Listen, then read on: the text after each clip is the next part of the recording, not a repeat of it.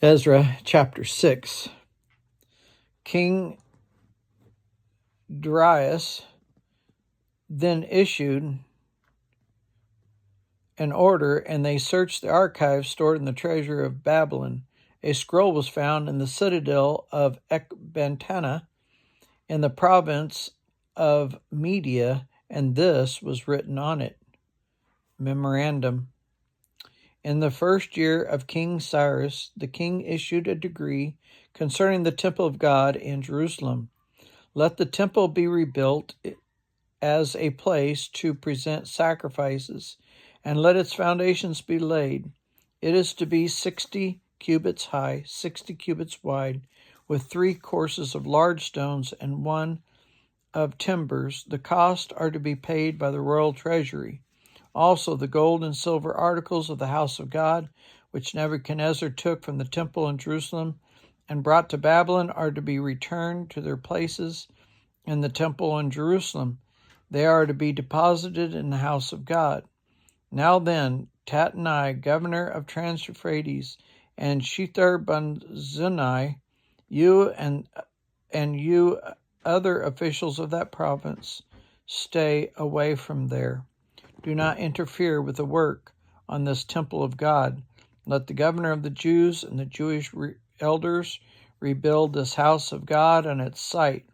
Moreover, I hereby decree that you are to do for these elders of the Jews in the construction of the house of God. Their expenses are to be fully paid out of the royal treasury from the revenues of Trans-Euphrates, so that the work will not stop. Whatever is needed, young bulls, rams, male lambs, for burnt offerings to the God of heaven, and wheat, salt, wine, olive oil, as requested by the priests in Jerusalem, must be given them by daily without fail, so that they may offer sacrifices pleasing to the God of heaven and pray for the well-being of the king and his sons. Furthermore, I decree that if anyone defies this edict, a beam is to be pulled from their house, and they are to be impaled on it. And for this crime their house is to be made a pile of rubble. May God, who has caused his name to dwell there, overthrow any king or people who lifts a hand to change this decree or destroy this temple in Jerusalem. I, Darius, have decreed it. Let it be carried out with diligence. Then, because the decree King Darius sent, Tatnai, governor of Trans-Euphrates, and Shethar-Bozenai and their associates carried it out with diligence. So the elders of the Jews continued to build and prosper under the preaching of Haggai the prophet and Zechariah, the descendants of Iddo. They finished building the temple according to the command of the God of Israel and the decrees of Cyrus,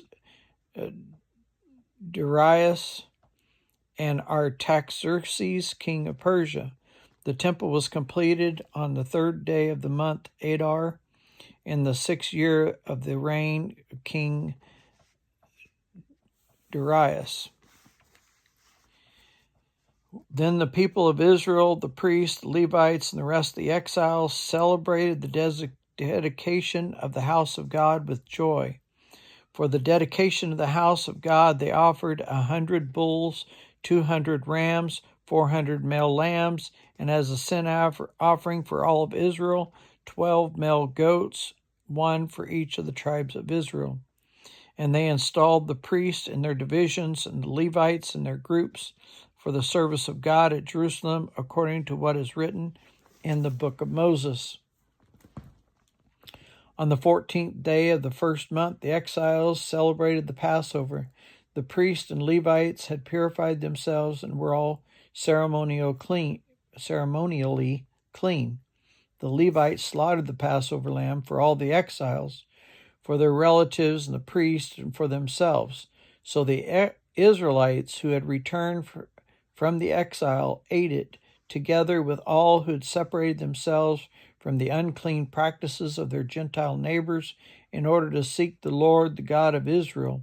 For 7 days they celebrated with joy the festival of unleavened bread, because the Lord had filled them with joy by changing the attitude of the king of Syria, so that he assisted them in the work on the house of God, the God of Israel.